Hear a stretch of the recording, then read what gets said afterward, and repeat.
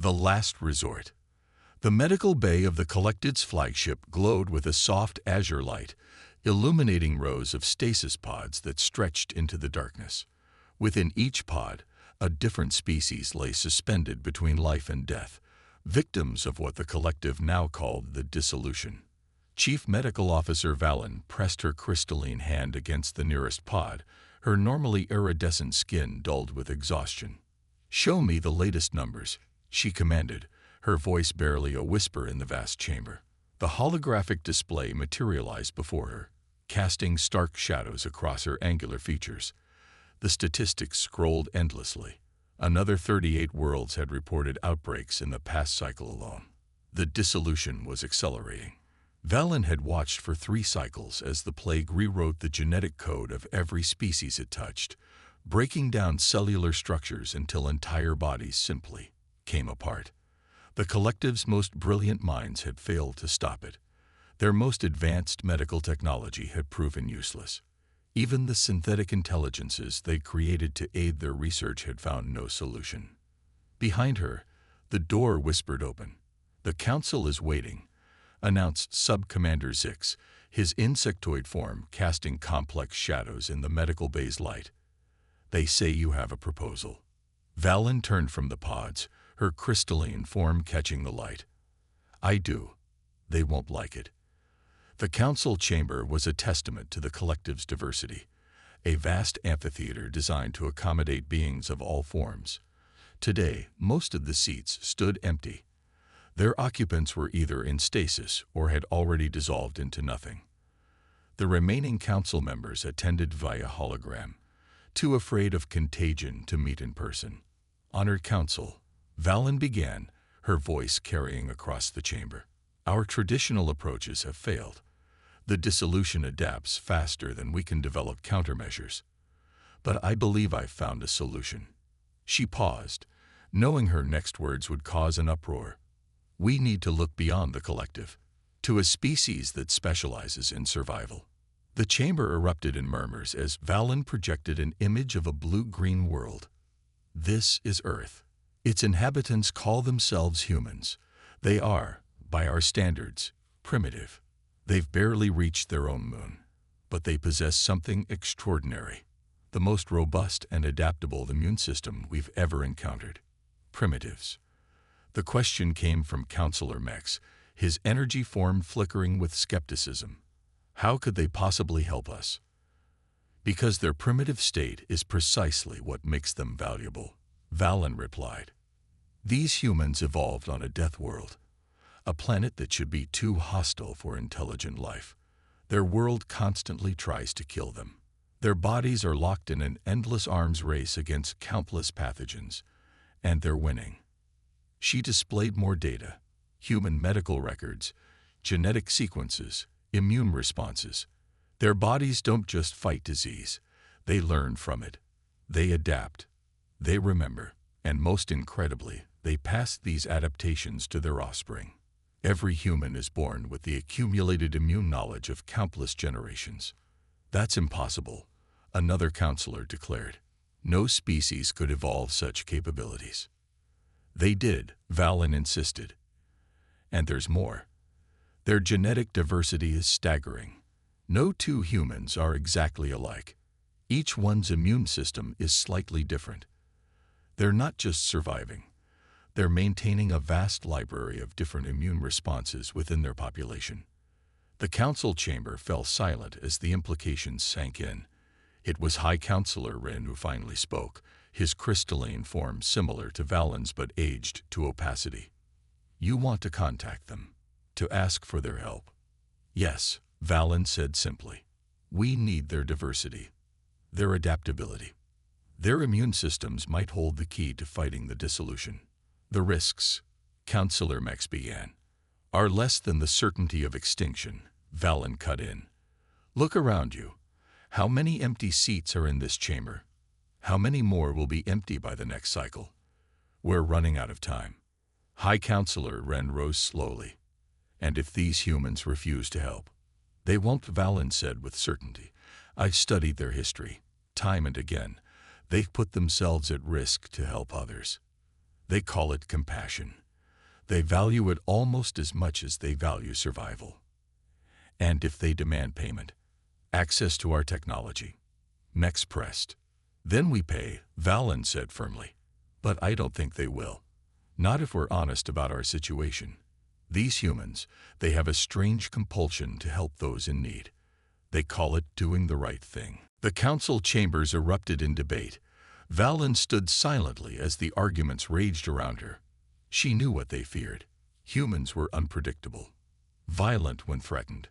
Their history was filled with conflict, but they were also innovative, cooperative, and most importantly, they had survived challenges that would have wiped out any collective species. Finally, High Counselor Wren raised his hand for silence. We will put it to a vote. But first, Chief Medical Officer Valen, answer one question. Are you certain this is our best chance? Valen looked around the chamber at the empty seats and flickering holograms of the surviving council members. No, she said honestly. I'm certain it's our only chance. The vote was not unanimous, but it was decisive. As Valen left the chamber, Sub-Commander Zix fell into step beside her. They agreed, he said, his mandibles clicking with surprise. Fear of death is a powerful motivator, Valen replied, even for the collective. She paused at a viewport, looking out at the stars. Somewhere out there was Earth, and on it, humanity. Their last, best hope for survival. Prepare a contact team. We need their best medical researchers, their most adaptable minds. And if they're not what you hope they are? Zix asked. Valen touched the viewport, her crystalline hand reflecting the starlight. Then we die. But if I'm right about them, if they're truly what their history suggests, then we're about to discover that sometimes the most primitive solution is the most elegant. As she walked away, Valen couldn't help but smile at the irony. The collective, with all its advanced technology and refined evolution, was about to ask for help from a species that still got sick from their own food. But perhaps that was exactly what they needed. A species that had never stopped fighting, never stopped adapting, never forgotten how to survive. Trial by fire. Dr. Sarah Chen stared at the holographic display floating above her lab bench, her mind struggling to process what she was seeing. The alien genetic code twisted and shifted before her eyes, its structure more complex than anything she'd encountered in 20 years of immunology research. Behind her, Valen waited silently, the crystalline alien's form catching the lab's harsh fluorescent lighting. And you say this is happening across multiple species? Sarah asked, manipulating the display to show another genetic sequence. The collective had arrived 3 weeks ago, their massive ships appearing simultaneously above every major medical research center on Earth. The panic had lasted exactly as long as it took them to explain their situation. 17 distinct evolutionary branches, Valen confirmed, all affected in the same way. The dissolution doesn't just attack the body. It rewrites genetic code at the quantum level. Our medical science can't even begin to understand the mechanism. Sarah zoomed in on a particular sequence, her eyes narrowing. Because you're looking at it wrong, she muttered, more to herself than to Valen. You're treating it like a disease. This isn't a disease. It's more like. Like what? Valen stepped closer, her crystalline form humming with barely contained anticipation. Like an immune response, Sarah said slowly, but not from the host. It's as if something is treating all your species as a threat, an infection to be eliminated. She turned to face Valen. We need more data, and we need more researchers, different perspectives. Within days, the project expanded. Sarah's lab at Johns Hopkins became the hub of what the media dubbed Operation Survival. Researchers from every corner of Earth joined the effort, bringing their own unique approaches to the problem. Traditional immunologists worked alongside evolutionary biologists, quantum physicists, and even computer scientists. Dr. Yuki Tanaka, a specialist in autoimmune disorders from Tokyo, was the first to make a crucial connection. Look at this, he said during one of their daily briefings, the pattern of genetic disruption. It's similar to what we see in human autoimmune diseases, but on a species-wide scale. That's impossible, Dr. Marcus Williams, a geneticist from Lagos, objected. Autoimmune responses are individual-specific. They can't affect an entire species. Unless, Sarah interrupted, her eyes lighting up with sudden understanding. Unless something has tagged these species as foreign bodies on a galactic scale. She turned to Valen. When did this start? Exactly when? Valen's crystalline form shifted, producing a sound like wind chimes. 3 cycles ago, shortly after we activated the harmonic network, a quantum communication system linking all collective worlds. The human researchers exchanged glances. You networked your entire civilization, Marcus said slowly, at the quantum level. And shortly after, this dissolution began attacking your genetic code, also at the quantum level. You think they're connected? Valen asked. I think, Sarah said carefully, that you might have triggered an immune response from the universe itself. The revelation led to more questions than answers, but it gave them a direction. The human researchers approached the problem from angles the collective had never considered. While the aliens had sought to fight the dissolution directly, the humans looked for ways to adapt to it. If this is an immune response, Sarah explained to a joint human collective conference, then fighting it directly is futile. Instead, we need to make your species no longer register as threats. You want to change our fundamental nature. A collective representative asked, their energy form flickering with distress. We want you to adapt, Sarah corrected, just like humanity has been doing since we first evolved. Our strength isn't in fighting change, it's in embracing it. The work was grueling. The human researchers pushed themselves to their limits, working around the clock. They drank too much coffee, slept too little, and argued constantly. To Valen's amazement, they seemed to thrive on the pressure. I don't understand, she confided to Sarah one night, finding the scientist still at her lab bench well past midnight.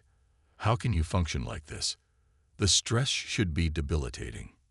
Sarah looked up from her work, dark circles under her eyes, but a fierce determination in her gaze. This is what humans do best, she said. We adapt, we overcome, and we do it better when the stakes are high. She gestured to the lab around them, where dozens of other researchers were still working despite the late hour. Every person here knows we're not just fighting for your survival.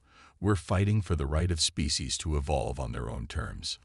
A breakthrough came from an unexpected quarter.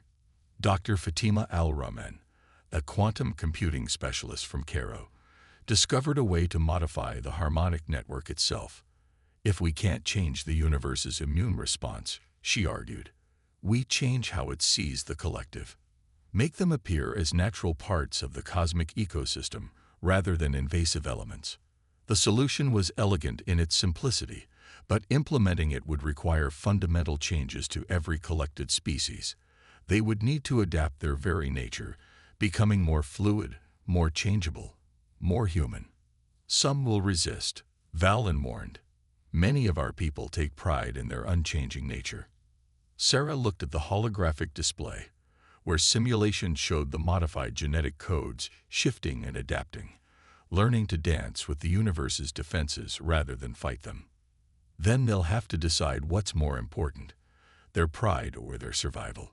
As the human researchers refined their solution, Valen watched them with growing wonder. They argued, collaborated, failed, and tried again.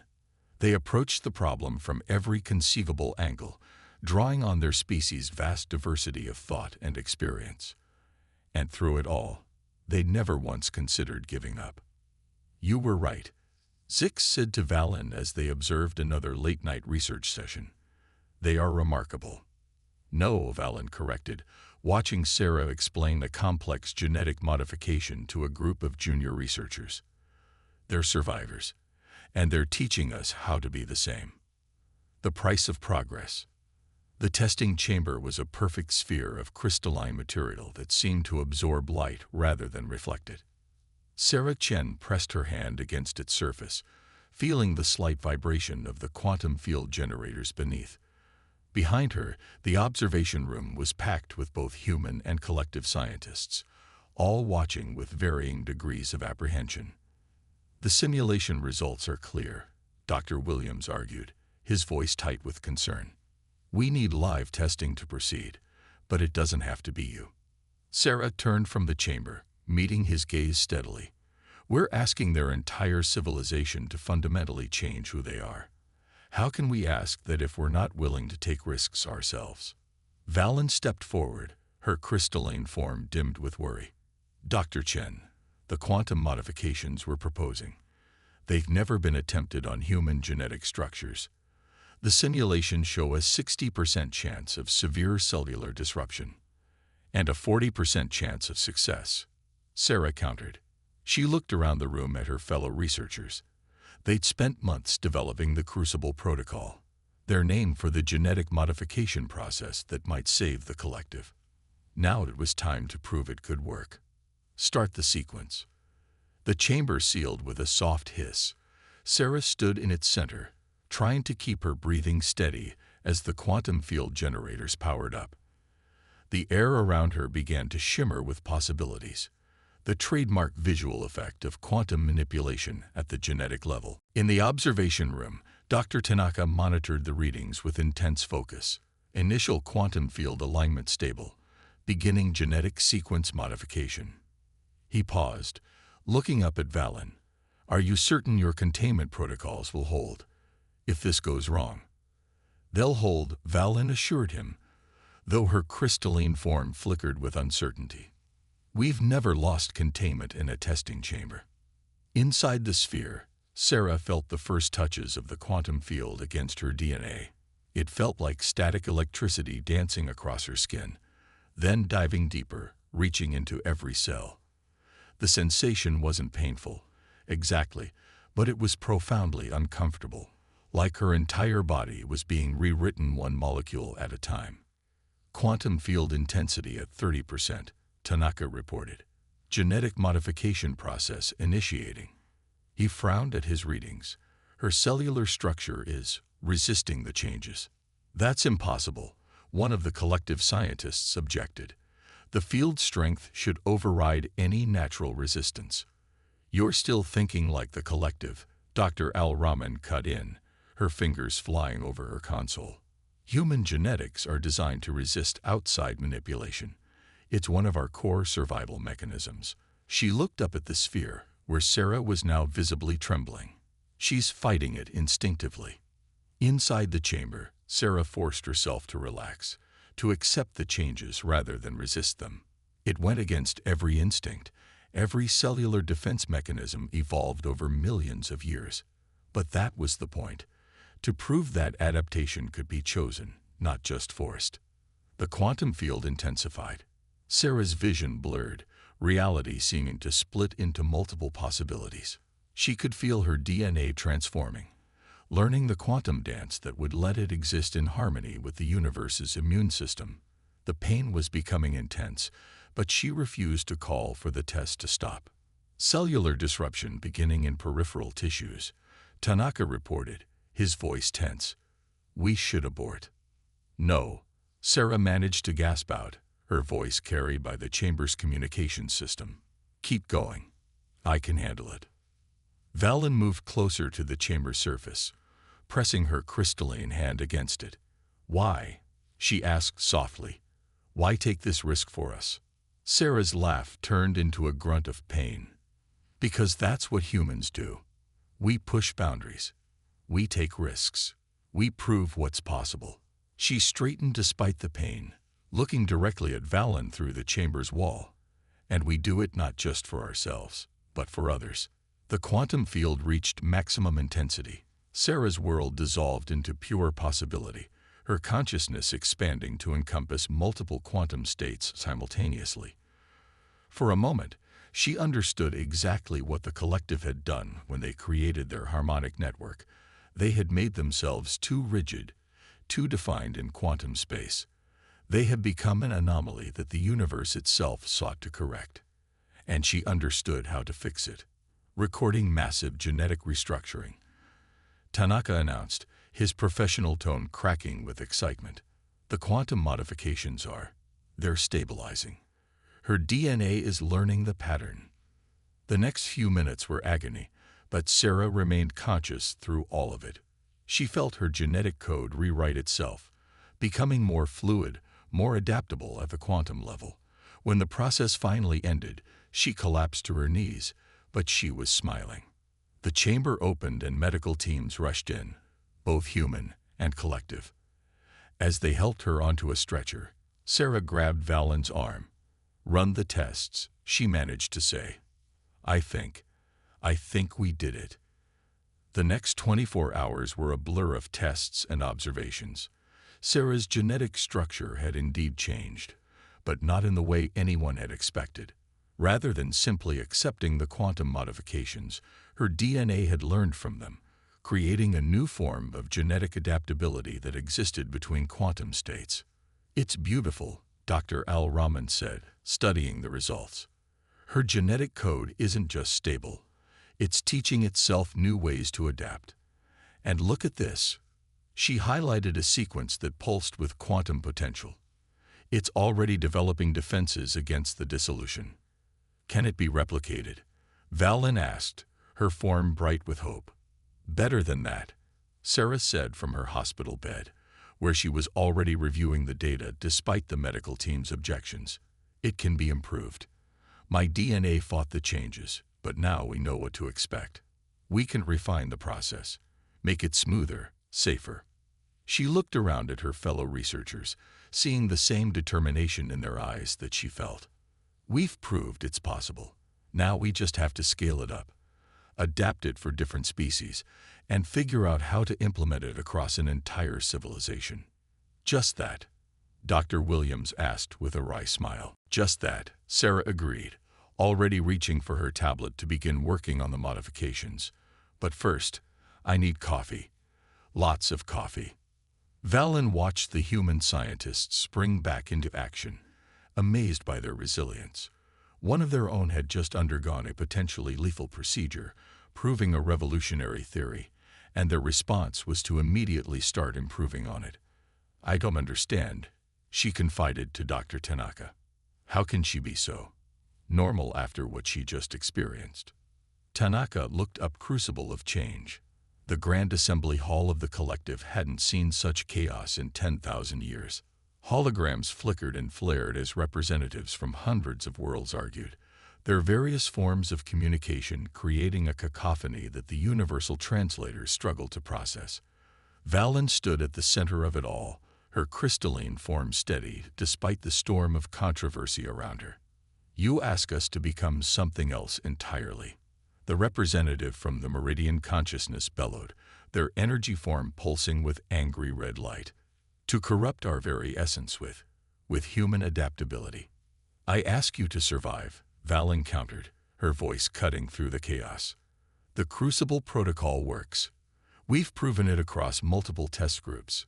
Those who've undergone the procedure are completely immune to the dissolution." "At what cost?" demanded another representative, this one a being of pure mathematical thought. "These modified individuals, they're changing in ways we never predicted. They're becoming unpredictable, innovative. They're beginning to question our most fundamental principles." Sarah Chen watched from the observer's gallery, along with a small delegation of human scientists. After 3 months of refined testing, the Crucible protocol had been perfected. It was no longer dangerous, at least not physically. But its effects on collective society were proving more controversial than anyone had anticipated. "They're afraid," Dr. Williams muttered beside her. "Not of the change itself, but of what it means for their way of life." From his calculations with a slight smile. "Because she succeeded. And for humans, success just means it's time for the next challenge." "Wouldn't you be?" Dr. Al Rahman asked. "Imagine if someone told humanity we had to become more rigid, more predictable, more alien." "But they don't have a choice," Sarah said quietly. "The dissolution is accelerating. We've bought them time with the quarantine procedures, but—" She was interrupted by a new voice in the assembly. High Counselor Wren, his aged crystalline form commanding immediate attention. "I have undergone the procedure," he announced, causing a ripple of shock through the gathering. "I chose to experience what we are asking our people to accept." The chamber fell silent as Ren moved to stand beside Valen. "Yes, I am changed. I feel the quantum flux in my thoughts now, the potential for adaptation that humans take for granted. It is unsettling, but it is also extraordinary. You've been corrupted," the Meridian representative accused. "Your judgment is compromised." "Wouldn't you be?" Dr. Al-Rahman asked. "Imagine if someone told humanity we had to become more rigid, more predictable, more alien." "But they don't have a choice," Sarah said quietly. "The dissolution is accelerating. We've bought them time with the quarantine procedures, but—" She was interrupted by a new voice in the assembly. High Counselor Ren, his aged crystalline form commanding immediate attention. "I have undergone the procedure," he announced, causing a ripple of shock through the gathering. "I chose to experience what we are asking our people to accept." The chamber fell silent as Ren moved to stand beside Valen. "Yes, I am changed. I feel the quantum flux in my thoughts now, the potential for adaptation that humans take for granted. It is unsettling, but it is also extraordinary. You've been corrupted," the Meridian representative accused. "Your judgment is compromised." Legacy of strength. A year had passed since the first successful test of the Crucible Protocol, and the observation deck of the collective flagship offered a view that would have been impossible 12 months ago. Sarah Chen stood at the viewport, watching ships of various designs move through the quantum flux gates, a new form of space travel developed by collective scientists after their transformation. Each ship's hull rippled with adaptive quantum shielding, a technology born from the merger of human genetic principles and collective engineering. "Hard to believe it all started with a plague," Dr. Williams said, joining her at the viewport. The African geneticist had aged during their year of work, gray streaking his temples, but his eyes were bright with satisfaction. "A plague that turned out to be the universe's immune system," Sarah corrected, smiling. "Sometimes the thing you think is killing you is actually pushing you to evolve." The door whispered open, admitting Valen and Aurora. The crystalline being and the light form had become inseparable since their transformations, collaborating on innovations that merged their vastly different perspectives. Like many of the transformed collective, they had developed a fascination with human concepts like friendship and voluntary cooperation. "The final population center has completed its transformation," Aurora announced, her light form pulsing with joy. "The dissolution can no longer find purchase anywhere in collective space." More than that, Valen added, her crystalline form shimmering with excitement. "The latest data shows the quantum harmonics of transformed populations are actually strengthening the fabric of space-time. We're not just surviving, we're helping the universe heal itself." Sarah nodded, unsurprised. The Crucible Protocol hadn't just made the collective adaptable. It had taught them to work with the natural flows of quantum reality, rather than impose their will upon it. The result was a civilization that strengthened the cosmic immune system, rather than triggering it. "The Council has reached a decision about your proposal," Valen continued, her tone becoming more formal. "They've unanimously approved the establishment of the Adaptation Academy." Sarah turned from the viewport, her expression serious.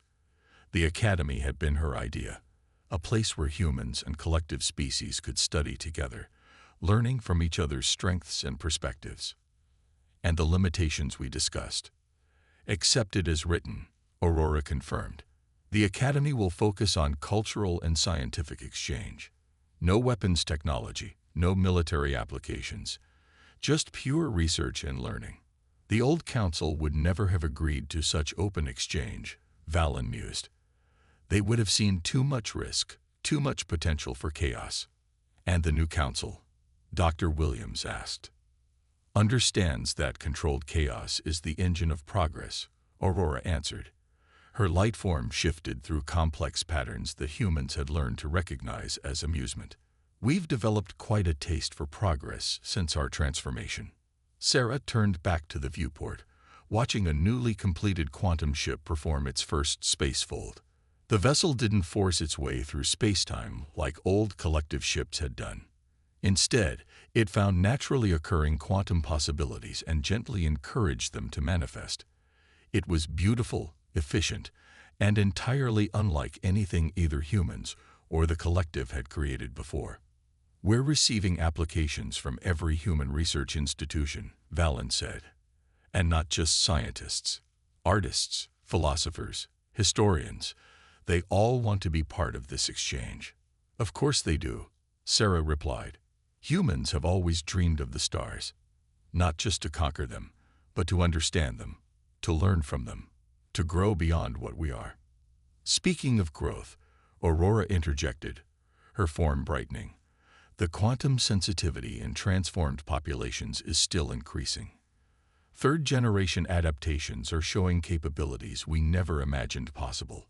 "Are you concerned?" Dr. Williams asked. "Quite the opposite," Valen answered. "We're excited to discover what we might become. That's something else we learned from humanity. The joy of uncertain possibility." Sarah smiled, remembering her own transformation in the testing chamber that had started it all. She still carried those changes in her DNA, as did the other human volunteers who had helped refine the protocol. They were different now, able to perceive quantum possibilities in ways normal humans couldn't, but they remained fundamentally human, adaptable, curious, and determined to push boundaries. "The Meridian representative sent an interesting observation," Aurora said. "They noted that while the collective used to fear change, we now fear stagnation more. They said we're becoming more human in our outlook." "Not more human," Sarah corrected. "More alive. Humans aren't special because we adapt. We're special because we learn to love adaptation, to embrace it, to see change not as a threat but as an opportunity." Valen moved to stand beside her, both of them watching the quantum ships dance through space. "When we first contacted Earth, we thought we were looking for immunity to a plague. Instead, we found something far more valuable." "Oh," Dr. Williams raised an eyebrow. "And what was that?" "A cure for perfection," Valen said simply. "We thought we had achieved the ideal form of civilization. Unchanging, predictable, eternal. But that very perfection was killing us. Humans taught us that true perfection lies in the ability to be gloriously, wonderfully imperfect, and to keep growing anyway." As if to emphasize her point, a new ship emerged from the quantum fold, its design unlike anything seen before. It was neither human nor collective in aesthetic, but something new, something that could only have been created by minds that understood both change and stability, both chaos and order. "The universe is alive," Sarah said softly, watching the ship. "And like any living thing, it needs diversity to stay healthy. We didn't just save the collective. We helped restore balance to the cosmic ecosystem. And in doing so," Aurora added, "we've all become something new. Something neither human nor collective, but a bridge between stability and change, between order and chaos." "That," Sarah said with a smile, "sounds like evolution doing what it does best, finding new ways to thrive." Outside the viewport, more ships emerged from the quantum fold, each one different, each one a testament to the power of adaptation. The plague that had threatened to destroy the collective had instead forced them to evolve, to grow, to become something greater than they had ever imagined possible. And humanity, in helping them change, had changed as well. They had proved that their greatest strength wasn't their ability to survive adversity, but their ability to help others do the same. In saving the collective, they had opened the door to a future where adaptation and stability, chaos and order, could coexist in dynamic balance. It wasn't perfect, but as humans had always known, imperfection was just another word for room to grow.